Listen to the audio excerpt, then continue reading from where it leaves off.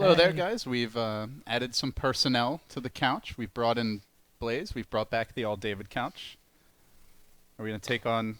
I mean, it's too easy to beat you up, dude. You haven't even played Final Fantasy. Like, I know. Seriously? No. you didn't know what a Moogle was. Oh gosh. I know what Chocobo is. I mean that's a pretty low bar for the information Your here. nerd cred is just like actually below the dumpster, like in the sewage, the toxic sewage that's kind of. I was playing oozing StarCraft around. the whole time. That's what I was doing. I don't believe it. So we do have groups, guys. As the China qualifiers continue, we're gonna take a quick look here, and the big things to note are that Group A's over. Wow. David, do you want to talk about this? Yeah, I was really surprised just looking over at some of the side streams, checking out the IGV versus IG match. It started off a pretty clear win for IGV with the 1-0. The second game, IG seemed like they might be able to bring it back, but it got to the late game where they didn't have late game heroes, and they actually got 2-0'd. So by being 2-0'd by both IG Vitality, the former DK Scuderia roster, and then LGD Gaming, that's eliminating them because of the head-to-head matchup. So even if they magically had 5 or 6 points, they would still lose the head-to-head. Exactly. Okay. So they cannot get they can't even get the 5 points at this point, and obviously so they would lose a tiebreaker if they could get to one, and they can't get a tiebreaker. So they double lost. They're in the dumpster. IG Vitality has slain Big Brother. How about Group B? Group B is pretty wide open, it looks like. That should be fun. We obviously have some upstart action from CDEC Avenger. They've been able to pull out some good wins so far. Just 3 points on the board for now, but I would still say that it could be 4 teams in contention. Probably just the top 3 you're seeing there, though. Newbee, I mean, we just saw them up against Wings. Didn't seem to be as strong as we've seen them in the past. And Wings, I think, a bit of a dark horse here. Definitely. I know a lot of the more casual Western fans who watch WCA heard some of the bad things that Wings supposedly did at the event, but they definitely have a lot of individual talent. You can't argue with that, and, they're doing some work here early on. Mm-hmm. I love their play style, too. Just really in your face. They do always make sure they have the late game secured. They are going to be having harder carries in play, but that doesn't stop them from slowing their tempo. They still find quick ways to jump on you, to get kills, and to kind of control the pace of the game rather than letting it just go into the wind. The thing that I'm so confused about, there's the thing that I always think about is, how do you do the main team losing to, the lower team? And is there something weird with that at all? At some point, do You're you, just wondering switch about, places? the politics inside the team. Yeah. Is IG should we make Vitality our A team? Should we Exactly. Should we demote IG, put them down where they belong until they can get their act together? I mean, I would still say they're very young with that sponsorship. They only switched over from DK a month ago. Right, so okay. I wouldn't say, with other teams like the CDEC and CDEC Young, where that's actually been a dynamic for a while, and you actually have to call that into question. Here, it's just, I think that IG made a good call picking up a great team that DK unfortunately couldn't support. I think they should get demoted right now, and there will be no further discussion because we actually have a draft underway. So, I mean, you can discuss further, but they should be demoted. I agree with you, for sure. Definitely. Well, seeing a pretty pretty familiar face right there, Mr. Oracle, and this time they're going to be taking the Batrider for themselves. So a little bit of a more interesting draft. Also banning on out the Earth Spirit, Faceless Void, Nature's Prophet, and that Night Stalker in the first round. Oracle, God, he's just so freaking strong. So they are protecting the bat pick by going Oracle first. We saw just it's so easy to just purge off the lasso and completely negate the initiation. And the Oracle also did crazy damage as well. But they obviously value Oracle highly. They have a great Oracle player, so can't really argue with that pick. Definitely. I think they're really strong heroes. They'll be able to accomplish their own unique aspects of the game. It's not really a synergetic draft just yet, but we're going to be able to see quick opportunities to mobilize with the Blink Dagger, find kill opportunities, and they can also protect a harder carry for Shadow. Like the Oracle is going to allow you to go greedier, like the way a Dazzle enables strategies. Now, the last time they ran the Oracle and the Batrider, they also had a Naga Siren. I don't think that's the pick. Yesterday up against CDEC Avengers ran a Naga first pick and then a Naga second pick, and both times they just got trashed on. So I really do feel like they have to avoid a hero of that type, but if they just get something that actually is able to do damage in the mid game, then I think they'll be pretty happy. They banned AA. I think that makes sense. They don't want to end up getting caught out with being able to take off the heals coming in from Oracle. It's so important. Yeah, now you get the strength morph, you get the Oracle heals. Like, taking out the Ice Blast is a no-brainer, actually. Like, that's gonna make it so that Wings are able to really use the durability that their heroes are naturally strong at. You think it's going to be a strength morph? Well, no, I'm Oh, saying right, he's going to gotcha. have to strength morph in the fights, Gotcha. and AA is definitely one of the heroes you look out for against So that. this is the Morphling, I'll say counter pick, but it's with very loose air quotes. You know, they get some way to potentially prevent him from toggling on the morph. Maybe Invoker goes Orchid, but they at least have some tools to deal with him. I like that. And burst damage to try and blow him up before he can strength morph. Yeah. Also, I mean, honestly, mana drain is pretty effective. It costs a decent amount of mana in the early stages to be able to morph over to strength, but I don't think that he maxes that by any means. I still think Earth Spike is just too good to not take that one up. It could argue that maybe Hex is worth leveling just because you're able to take away the ability for him to morph, but I don't know. It still seems a little bit sketchy as best. Ooh, all right. A little Nyx Assassin action. Always cool to see that guy. Overall, pretty good against the Invoker. He's going to be able to gank him pretty early on. You think about a Nyx Assassin and a Batrider when they're going to be involved. And a support Nyx hits level 6 about the time Batrider's finding a Blink Dagger if he's had an okay start. So I think they're going to have kind of this dual ganking set up pretty frequently. And of course, then you got some great strength in the mana burn against intelligence-based heroes. Carapace is not bad. Not the most amazing spell in this context, but it's going to do all right as far as allowing him to survive. But we often don't get to see a support Nyx Assassin. Usually it's the offlane. I still favor the offlane Batrider. Could we see it mixed up where it's a mid-bat and an offlane Nyx Assassin? That's what I was thinking, maybe against the Invoker. I mean, can Bat really late against Invoker, though? Invoker's so much stronger now than he used to be in the mid lane. That's true, and I guess the other thing is that if you do end up... Well, maybe you can. I still think it could be interesting, because if you go for, like, Firefly over the top of him, and then you're able to get several stacks of Napalm, he's still going to be taking that damage, and you can't necessarily Ghost Walk away, because you're still going to have that lower turn rate. Well, it used to be Bat, like, dumpstered Invoker Right. back before Bat started getting nerfed, but his base damage is just so low now, and Invoker's is way better that... Yeah. I would imagine Invoker is a much easier time, but I haven't actually played the matchup in the latest patch, so I'm not entirely sure. Yeah. And then you always have to be worried about Tusk roaming in. Even if he's kind of set to the offlane, he very frequently goes missing, finds himself a rune, and although you can Firefly over Ice Shards, you get a Snowball Ice Shard with a Cold Snap, and that's a dead Batrider. You're not going anywhere. Yeah, I mean, Oracle doesn't really have the rotation power that Dazzle does early on. I think that's probably one of the weaker aspects of the hero as well. Dazzle, as early as level 2, with a TP scroll, can really turn a gank. Oracle really doesn't offer that that early on. Level 6, of course, he's probably even better than Dazzle in that regard. But prior to that, he doesn't really turn the fights. Well, I think that the thing is you want to be aggressive with him if you're going to be trying to commit to early movement with Oracle, just because of the amount of damage that he's able to deal out. And that's not particularly easy against a lot of this group here. You think about trying to go on a Juggernaut, he's just going to be able to Blade Fury away. Tusk probably snowballing, and we're actually going to be seeing the Undying coming out. So, I guess that this is probably going to be a support Undying as well, and then the Nyx Assassin on the offlane. We are going to be seeing that Batrider in the mid, I would imagine. Unless it's a Nyx Assassin mid, which I don't think I've seen in forever. It's definitely going to be the Yeah. Bat mid. I'm just not sure. Like you said, it seems like it's a mismatch. The Invoker should be able to dominate pretty well, but there's an exception to every rule. And if the Batrider is very experienced in this, he's going to at least be able to manage it. Just don't go on the creep wave and get cold snapped. Undying could also come mid and throw out a few decays, help him a bit early, or Nyx could come and mana burn a couple of times potentially, depending on who ends up being the support. Yeah. But yeah, I would assume it's probably a Nyx core and an Undying support. Definitely. Tide Hunter. Oh, all right. You know, one thing I love about 6.86, I have no idea what's coming. We're casting, Right. especially in the qualifiers, we're casting 4 different regions. We're constantly swapping from team to team. The teams are still figuring out the patch.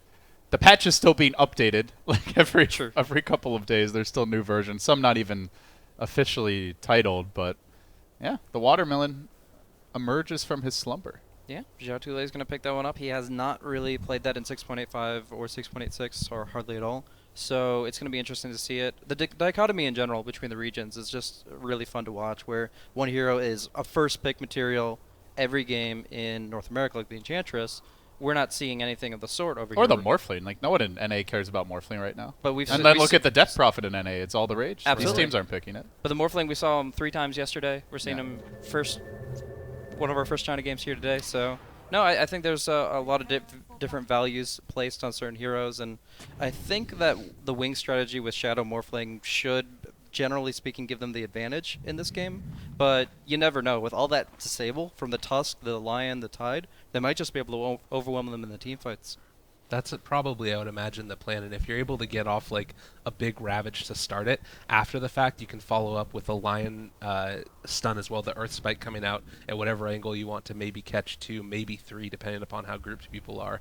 So there's a potential for a lot of disable. And, I mean, on top of that, just an EMP to follow it up. They have a ton of team fight, and you're going to need to get up. Like, it feels to me almost like you're going to need a BKB up on Morphling, which is not an item that you at all want to build. Or BKB up on a lot of these heroes if they want to do anything in these team fights.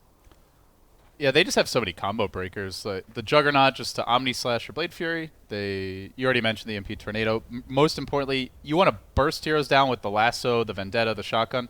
You can't really burst a Tide unless you have BKBs, because otherwise he's just going to counter-initiate with Ravage. And even then, you've still got the Snowball save, so... Yeah. There'll be all kinds of plays, but here we go. Early Rumble in the river. They're going to find Innocence, and he's going to be absolutely fine for now. But then the mini Ravage comes out. Unfortunately, it's a very low-level one from Mr. Chuan. Not able to help, and in the end, Innocence is going to end up going down. Gets hacked away at by Too Late, but they trade it with the Tusk. The Bounty Runes will be a 2-for favoring Wing, so 1-for-1, but they get the double Bounty grab. So it ends up being a fairly even trade. Yeah, maybe I'd say slightly this Wings favored, if anything. I would say Wings are happy for that exchange. Yeah, the first blood goes out, but as long as they get the return kill on the Tusk, the Bounty Runes make up for it for sure. So this is going to give a nice little swing forward for Wings early on. Like you said, the Undying just going to be camping mid here and decaying. Exort Invoker, I mean, look at his 2 decays, and he's at 427 HP. So he's not really going to be very confident. Magic 6 not going to be, it's just coming out now. But it's overall just a rough position for the Invoker for the first couple levels, and we'll see how it progresses from there. I wonder if it might even be worth it, as we do see a little bit more coming out from Zhao Tuilei's. He's thinking about going in a bit more. But the thing I wonder is if it's almost worth it to try and get Flame Break, just to toss it out there and harass away. As you've got those decay stacks up, the damage coming out is so much more impressive than it would be normally. And being able to apply that harassment in another way, because you can't really trade right clicks with the Invoker super well, but maybe that long range, you push him back towards you, and then Undying is there as well with maybe a Tombstone. There's a chance for a kill in that lane. Yeah, obviously the Undying is going to be focused on the bottom lane for right now, and probably will be for, I would say, a good 4 minutes or so. Yeah. But if you do plan a rotation for the Undying, get even a level 1 Tombstone involved there, Flame Break absolutely could just set you up for a kill there if it's on the mark. Kale. Kale. Delicious.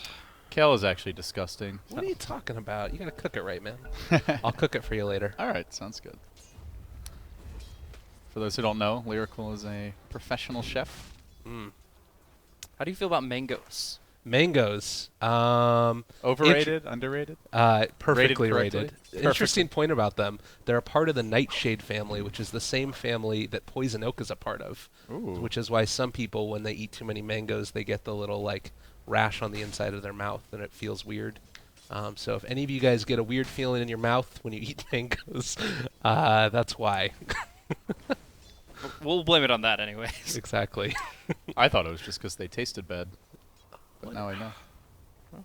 Nyx seems to like them. 2 mangoes on the Nyx Assassin. Lots of HP regen. Pretty much impossible to unseat from the lane. Yeah, if you already have that really high base HP regen, that's where like the mangoes start to feel a lot better. Because it's just enough to keep you in lane. You don't actually need the tango a lot of the time. Uh-oh. Angry zombie. Only level 2 with the roaming he's been doing, but still, even so, Decay is a very potent threat, and Hadouken's coming out. A couple more right clicks. Oh. Would have been good. That could have been ugly. But now they're going to turn. They have Blade Fury. Yeah, no haste turn anymore. Gets turned into a fish. Looks like he is going to be going down. Fairy Fire. Not the Decay, though. But he got the Tombstone out. They're going to have to focus that. Nice Tombstone. Nice stun. Faith with the missed stun. Might be a throw. Oh, the turn. The salve. How with the jukes. Puts on the Nikes. Continues to run. Finally gets off the Mana Burn. But it's too late. It's going to be a 2 for, it looks like, hacks him away. Did he miss a third stun there? He threw out another one. No, just the mana burn. Oh, that was the. Yeah. Never mind, that was the. He was trying to cancel lion. the salve, but Yeah. the damage was already done. Yeah, so that's a tombstone. That's 2 kills. Juggernaut really happy. Just feed me. Just keep bringing it to the lane. Undying Nyx feeding a double kill is pretty bad and extremely uncommon. I mean, that's just textbook overextension. Like, you're like, oh, I have so many ways to survive and do things in this position, and you shouldn't die. But, of course, when you feel like you have opportunities against a Juggernaut, with spin no less, yeah, and the haste rune expiring obviously didn't do him any favors either. And he's not taking any points in Flame Break as of yet either on the Bat Rider. And meanwhile, Tusk is just camping that, waiting for their moment to possibly go in. But again, it's going to be a little bit scary. Down here in bottom, though, is where it feels like they really want to be able to make this happen. But it's so deadly going to go to that Juggernaut, as we saw that last time. There's the Flame Break down. They do root down the Bat Rider. They're going to be able to catch him. Cold Snap. In the meantime, the Jug did go down in the bottom lane. They're maybe going to be able to find a getaway here. Can they get out? There's the Tornado. They catch the Oracle. He's in trouble now. I think that Bat Rider gets away, but Oracle's going to pay for it. One more right click. That is Oracle, ladies and gentlemen. Oh, my God. Yeah. Well, that just happened. seems like 3v1, Oracle gets a kill. Ymir was not ready for that bar brawl. He goes in, so fists swinging, and just gets knocked out by the Oracle. Okay.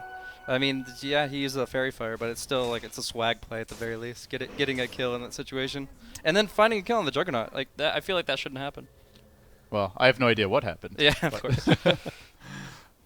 Generally, Jug shouldn't die against this lane, as long as he has Blade Fury ready. But Hal's a very aggressive player. Wouldn't be surprised if he tried to go for a dive. Well, and Mana Burn's not going to burn off enough where you're going to be able to take away the option for Blade Fury either. He's got enough for 2 right now as it stands, and I mean, waiting for level 3 Blade Fury. They're probably going to go for a kill. No, oh, here comes the entire team. Hey guys, how's it going? Making the initiation, but he had to drop the Healing Ward, so he doesn't have mana for the Blade Fury. They'll still manage to get the 1 kill. It looks like on Ice, or Ice rather. God damn it. faux Faith ice. will get away though. Faux ice. Fake ice, or maybe the more real ice. Possibly. It's like double malt versus triple malt, which is truly better. Some prefer single. I think single. You can have any variety you want in Dota 2. We've got all 3. Who's the single ice? Is there a single There's ice? an icy. No, there's ice from SEA. I feel like there was one, and then he stopped playing. The one that used to play for Zenith, it was, right? Yeah, but that was a long. I feel like I Are you haven't calling seen me him old? forever. Well, Ancient history, dude. God damn it.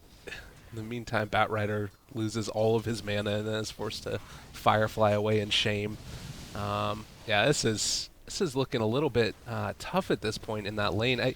I'm surprised that Bat Rider ended up not being able to get completely shut down, though. They were talking about, I mean, the Undying was there to help him out a little bit, but now it's relatively even. And with Morphling not dying in lane, 40 and 25 at 6.5 minutes, that is just about perfect CS. Yeah, they should have a trade because the Tide came bottom for the kill, and now Faith getting caught out. Snowball, Blade Fury, hangs on a little bit longer. Not going to happen. Do they get the Twofer? They're going to get the Tombstone once more. Meanwhile, Action top lane is too late. Gets caught, Anchor Smash, and still going to burn down. Hasted Bat. Very angry. Very fiery. Well, I stand corrected. Ice is actually playing with Yamate on Setu Duatiga, so still All right. I forgot about Round that. kick. I actually cast them, but there's too many Dota teams now. too many Ices. Too many Isis, too many Dota teams.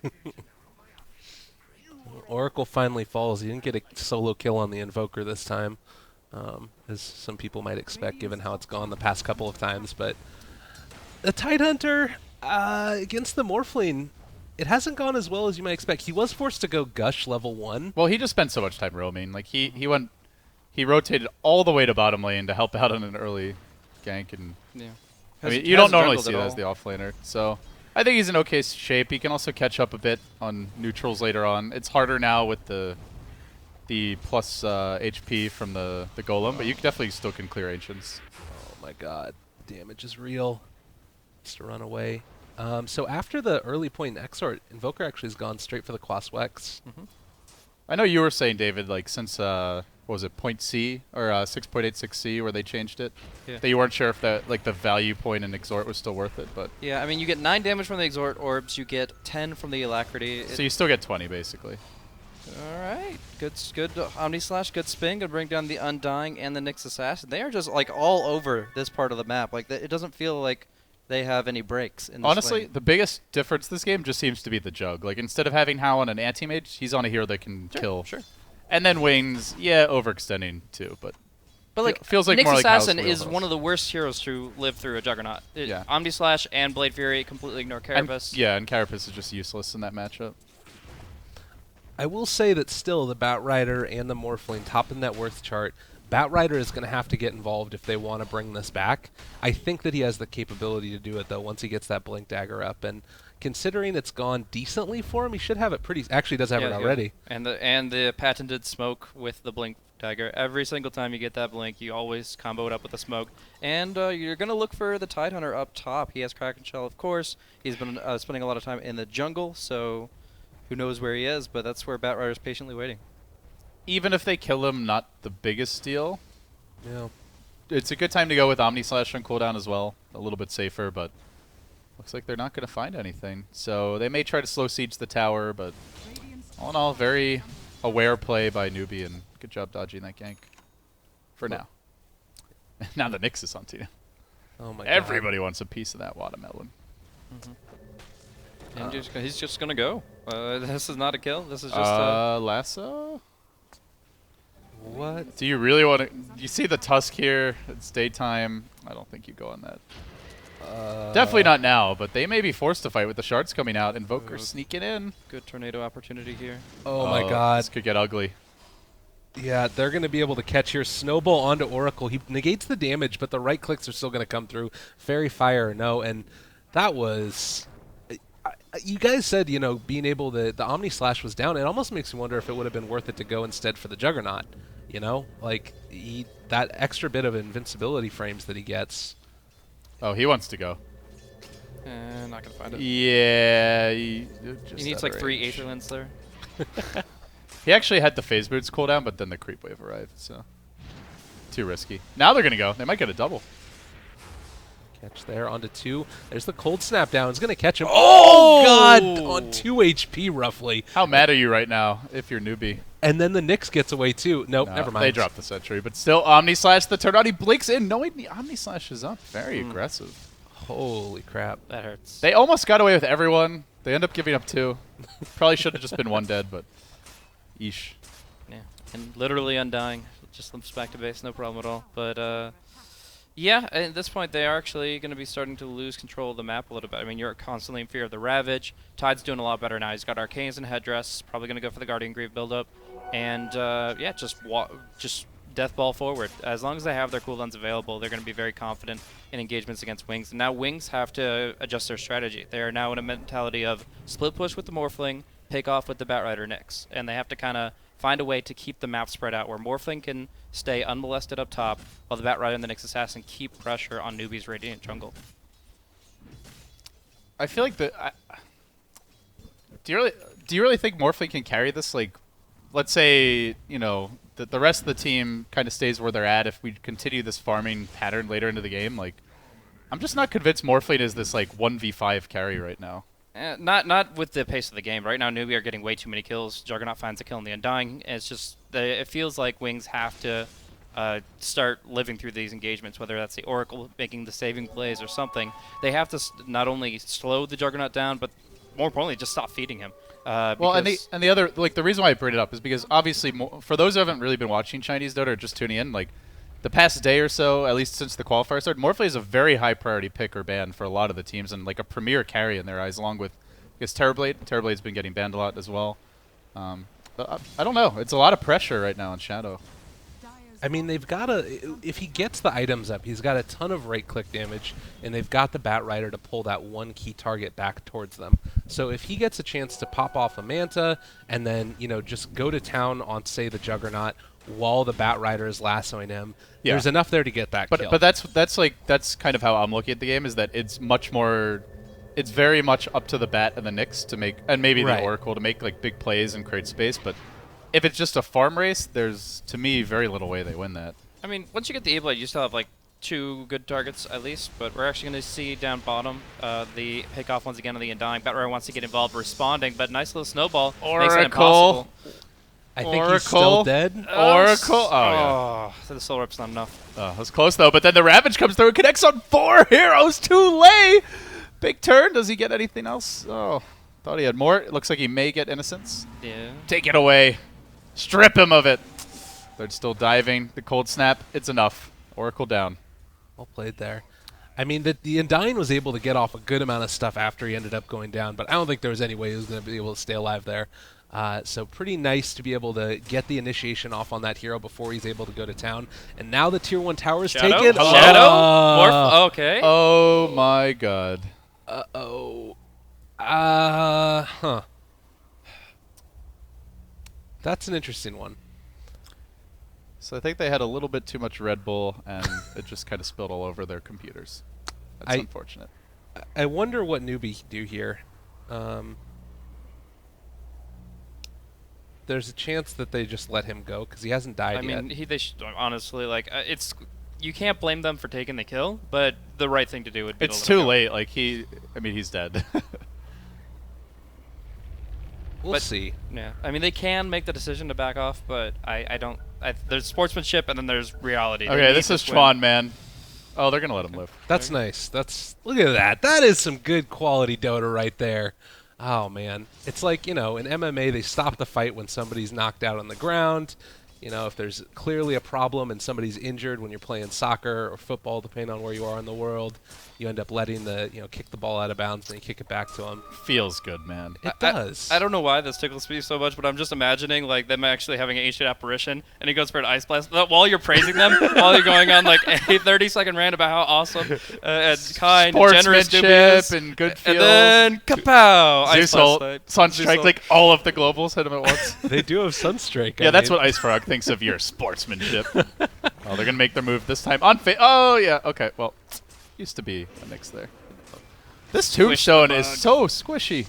What level is that? Probably 2. Well, looks like Juggernaut has like a 0.1 base attack time now, the amount of buffs he's gotten, so he can handle the zombies pretty well. He goes back in time and delivers a bonus attack every half second. It's not faceless, man. Mech first on the tide. Blink? What? 15-minute blink? Yeah, he's Lions had a good game. Yeah, this is super bad for Wings. Well, and we've talked about it to death, but Morphling again, what is he going to do against this? I guess that maybe every time that he's about to die, the whole team can disconnect again. I don't hope that they're willing to let it stop. I guess that's the play.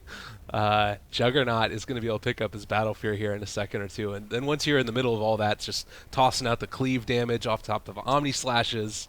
It just feels like it's going to start to get really out of hand here in a few minutes. Yeah. I mean, Chuan with the blink, you get the quick disables. The Morphling cannot respawn, cannot survive, even if he gets an E-Blade as his first item. Well, he's rushing Lincoln's, actually. Okay, yeah, and I mean, that's understandable. All things But still then he's considered. going to have to run away a lot at best. Yeah, it's just And he can't really engage. And they'll probably just take rush and walk up to the high ground. Like, what does a Lincoln's Morphling do there? Slowly split pushes. That's the issue, is Morphling doesn't split push the way like a Terrorblade or, Lycan or even an Anti-Mage with a Battle Fury does. I mean, he's got the Replicate and the Boots of Travel, so he can get to the lanes, but it's going to, I guess the plus side there, too, is that Waveform no longer has to be your escape as much anymore. You can just have Replicate be your escape, and as well as Strength Morph. That's going to be a catch, though, and Batrider is going straight down. Lion sends him to hell and back again, gives him a map because he knows where he's going, and we're gonna keep on pushing out these waves. Giving Lion a blink this early makes the game incredibly hard for Wings. Yeah, Shadow's gonna. I mean, you're gonna be looking at him actually as he'll be 1542 for now on his strength to agi ratio. But as soon as he gets picked off just one time by Chuan, you're gonna see him sitting at like 35 base strength. Like Which makes him a lot less scary, and he's the only hero that can really get kills right now. Yeah, he has to on be his so own. safe. This Lion's a big problem. And the nice thing about the Lion Blink is you don't have to use the big ult. So you can save the Ravage when you really need it. Same with the Omni Slash to some extent. So it lets you get those free pickoffs that don't use big cooldowns. And it's another form of initiation that allowed the Tidehunter to go for Mechanism first. So now you can sustain your pushes that much better. You've got Mechanism, you've got Healing Ward coming out from the Jug. I think that, did we see somebody pick up an Urn? Did Invoker have one? I wasn't sure about that. Regardless, normally they've got normally days. at the Qualifier build, we generally are seeing one. He's got one. Yeah. Went back for the Midas after it. It's a hell of a lot of damage and a hell of a lot of heals coming out from him. 18 and 5. I mean, it's weird too because I felt like the lanes didn't go all that terribly for Wings. Did you watch bottom lane? Yeah, bottom lane, I that guess, was probably the absolute biggest issue. disaster. Yeah. Like the mid was okay. Like we talked Yeah. a lot about the Invoker matchup because we thought, bottom lane will play itself out. The Nyx will get his levels, whatever. Mid lane's going to be interesting. Who gets the CS? And actually, Dire did really well with early CS. They were in the top. They had 3 in the top 3, but bottom lane just died so many times. The Lion gets a pre 15-minute blink. The Juggernaut is massively overfarmed compared to a Morphling. And it's just, I feel like Wings' lineup desires momentum that they don't have right now as a result of what happened on bottom. Well, and it also just feels to me like this is the type of lead that you expect if you lose all 3 of your lanes. Like, it has been really well played by Newbee to take advantage of every little thing like that and, build off the advantage that they built there in the bottom lane. They're at 7,500 net worth lead right now at pre-20 minutes. I mean, you've got everything that you could possibly need in the world, and I don't really see them slowing down anytime soon with the Midas up on Invoker too. Like, if he wants to go ham and just run through the jungle right now and start trying to find pickoffs, even if he ends up dying from that, which he doesn't have to do because they can just group and take towers, it kind of doesn't matter a ton because he's still got the Midas to fall back on. The only thing you'd really have to be worried about is feeding the big gold lead back towards Wings. Yeah. I mean, to me, they just have late game as well. Like, their support scale amazingly well. Double Ravage later on in the game. Juggernaut, I honestly think at least matches up evenly with the Morphling going Battle Fury first, if not flat out beats him. Morphling could do the rat thing a bit better, and maybe the bat makes plays, but Wings are not having a good time. And then to make things worse, their internet is apparently pretty bad.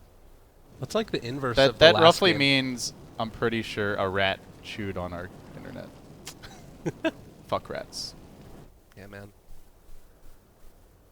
Pretty much. I've been working on my Mandarin. Nice. Well, when you got bugs and zombies running around your LAN, you're just not going to be confident in the hygiene situation, so you don't know what's crawling under your desk. Why don't we have like Speaking from personal experience.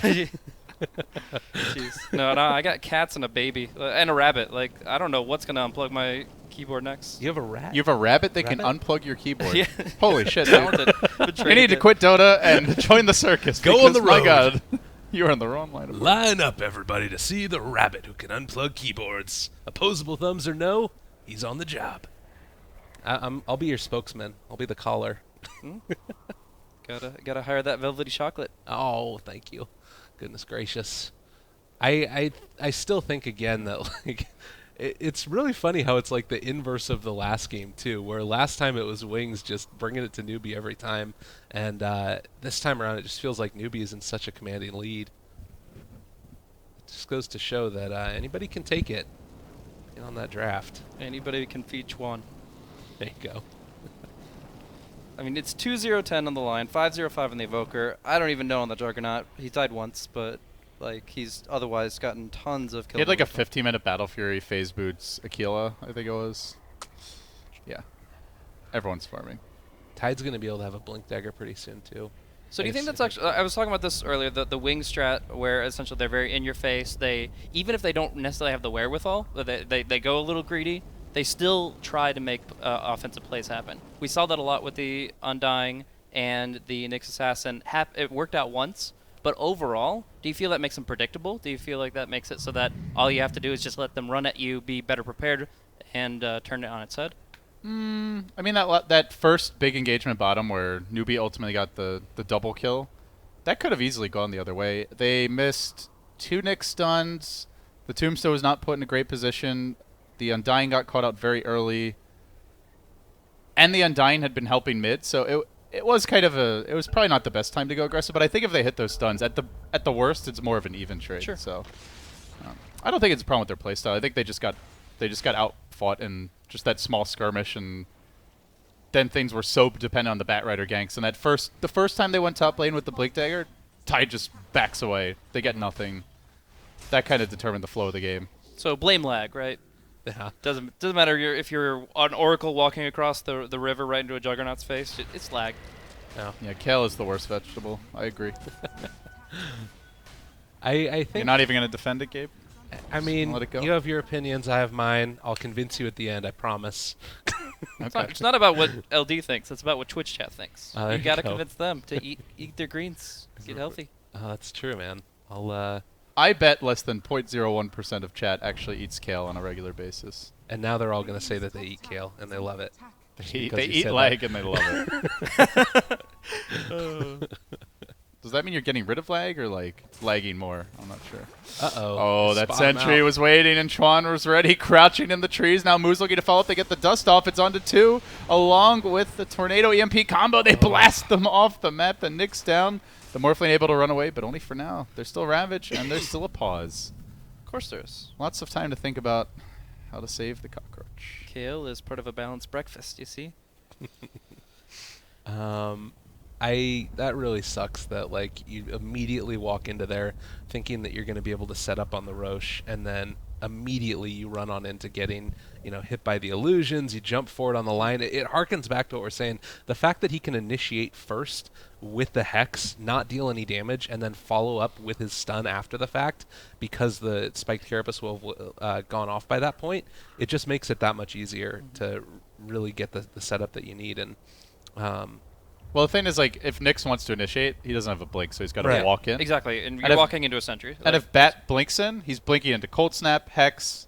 He doesn't even have a Force Staff yet, I'm pretty sure. So, like, there's no easy way to actually get a pick. Yeah, he was close, so if he might be having it within like the next minute or so, but I'm not sure if he has it right now. At this rate, Chuan might match his Force Staff Yeah, time. yeah, exactly. jeez. He's almost got the first, or the second component, first big one. But I mean that's a really important sentry ward. Like when you're going for Roche, you just kind of have to do due diligence, drop that sentry down, and the walking Vendetta will be easily pushed back.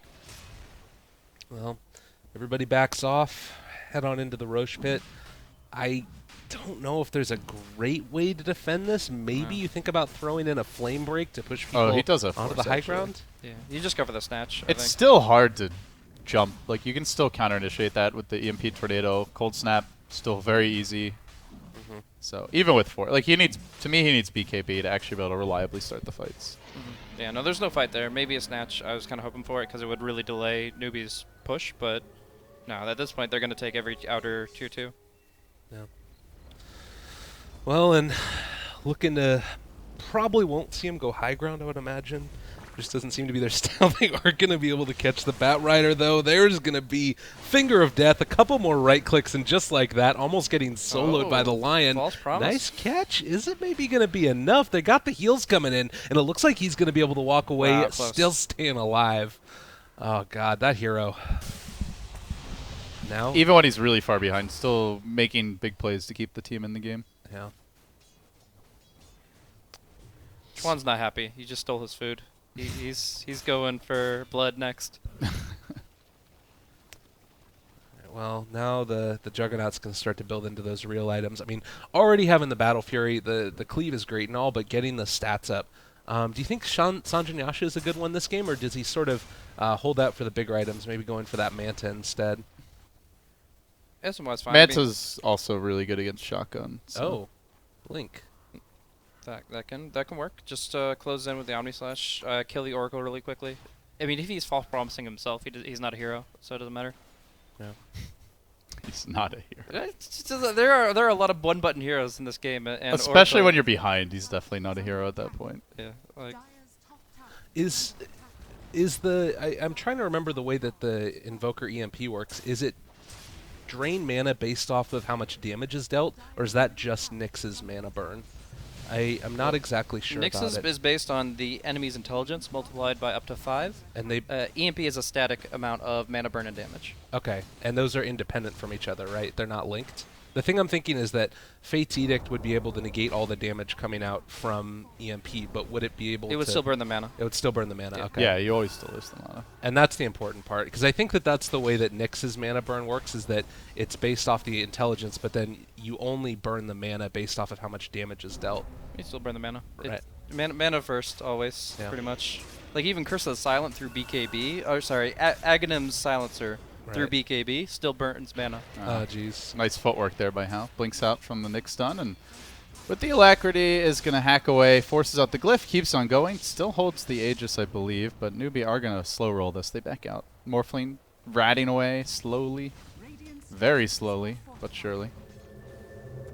But he's going to have to TP home, and as soon as they see he's gone, they're really going to make the move. The blink forward Ravage comes through. It ends up connecting on all 4 heroes except for the Morphling. Then the follow-up mini Ravage from Chuan. There's 2 Tidehunters on this team. Is that enough to bring them down? Lei standing his ground, trying to fight his way through it. The Aegis does get popped, but they've got round 2 here on the Juggernaut. Continuing the pursuit. Shadow's in pretty far, looking to turn this against Hal. Does he go in for the offensive waveform? Could be a bit dicey. Only the Tidehunter down. They still have a finger. Has cooled down since that earlier engagement. They had to buy back on the Batrider. Now it looks like they've jumped in as we admire the scoreboard, but more importantly, the hero kill. Shadow could be next. He's silenced, but he's already strength morphed. Should be fine for now, but not going to do much in terms of damage output. Chuan collecting a kill on the Batrider, looking for more. The dust gets popped. The blink forward. Chuan just swagging all over the Winged Squad, but there's no follow-up this time, so it won't lead to a kill. Still forces out the buyback, kills him off again. That's a dieback on the Batrider. That's a tower down. And they'll back out. Pretty big gold swing for Newbee. Still, though, Wings, I mean, they have to be happy with that 10 of defense. Like, otherwise, the alternative is you lose a lane of racks. The fact they only lost a tier 3 there for 1 buyback, even a dieback, it's definitely they lost out on gold, but only by like 600. So the fact of the matter is they still have their barracks. They're still in the game. And Shadow has an opportunity to actually move towards a real item. He's got BOTs, he's got Lincolns. We saw this since TI1 where you would rush this, you would rat it, but now he needs to actually get items. He has to build up offensive potential, E-Blade being the item of choice. Yeah. Well, and unfortunately, I mean, you're going to have to focus down somebody other than the Jug most times, I think, because if you're now that you end up having not the instant cast coming out from both the Ether Blade as well as the or Ethereal Blade as well as the Adaptive Strike, you're always going to be able to Blade Fury first. So they're going to be able to find This Tide. is normally not the hero you want to find first, especially not when there's a Tusk backing him up. And he didn't have Ravage at that point, so there's a chance, but even still, you're not going to be able to kill him off. And Tier 1's also up. That could get really ugly. Do they get a ward down? Yeah, they got 1 ward. Actually, 2 wards. The Radiant Jungle, so not too bad for Wings. At this point, Newbee, though, probably wants to buy a gem. Like, they just got the Guardian Gears on the Tide, so I would say his next 900 gold goes right into gem. They're actually smoking up, though, trying to find an opportunity to just end this outright with Juggernaut right there on the front line. He'll pop his Manta, he'll start hitting the racks, and Wings have to respond. Oh, everything's cooled down. Aegis or not, I like this play a lot. Just you're really far ahead. They know it. Force them to come defend. Morphling's gone for a build that still has not remotely come online. Should be a Newbee fight as long as they don't overextend. Faith trying to jump in and initiate here, but is going to get caught out. They end up going down, trying to keep him alive for now. The Batrider lasso comes forth, but again, the entire team getting ravaged. Whether or not they get kills, and boy, will they ever! The Omni triple from Hal. That was a hydrogen bomb if I've ever seen one. Now Faith going to be next on the list. That's 4 down, and with that, Wings just get blasted off the map, deleted from the game. And as though the internet problems weren't enough, you've got Newbee here to just thoroughly beat them down a bit more. That's it. So 2 stomps, one going one way, one the other. The reverse stomp. All right. I'm a little bit surprised by that. Like, I don't feel like you normally... I guess it just sort of comes back down to the draft again, and how effective Oracle was at countering the Batrider in the first game, to me, felt like probably one of the big deterrents as for why Wings was able to take that one so convincingly in the first game. Like, the hero that was supposed to be the playmaker wasn't able to make the plays, and this time around, they're able to do it. So... I like it. I think that they did a nice job of recovering and doing what they needed to do. I mean, just for me, 2 big things are, A, Hal was on a more aggressive hero that could make plays, Juggernaut instead of Anti-Mage, and also had a maybe a slightly easier lane based on the matchups. But B, they just executed better. They had better fights Definitely. bottom, and Wings made a couple of big mistakes. The Nyx and Undying both dying really early in the laning stage against, what was it, a Jug line? Like, that shouldn't really happen. Not So really. at all. No. It kind of fell apart from there. Yeah, I mean, the Juggernaut 12, 1 and 7. The Knicks died 8 times. Undying 6. Like they just It sounds really bad when you say that. Yeah, the scoreline's really bad. Wings overall, I think their draft was okay. They wanted a couple other things to happen with it. Like I know for sure they wanted to force Zhao Tule to play a Darkseer instead of a Tide because Oracle's so good against Darkseer, and Zhao Tule like 9 times out of 10 will pick Darkseer just because that's his like comfort hero in the offlane. But going for the Tide instead, it makes the Oracle almost useless for the first half of the game. And obviously we saw that the Morphling never got items to become useful. So with 2 heroes feeding, with two of them just not really compatible with the tempo of the game, it just felt like Wings didn't really have the ability to bring it back until it was too late. So Holy crap. we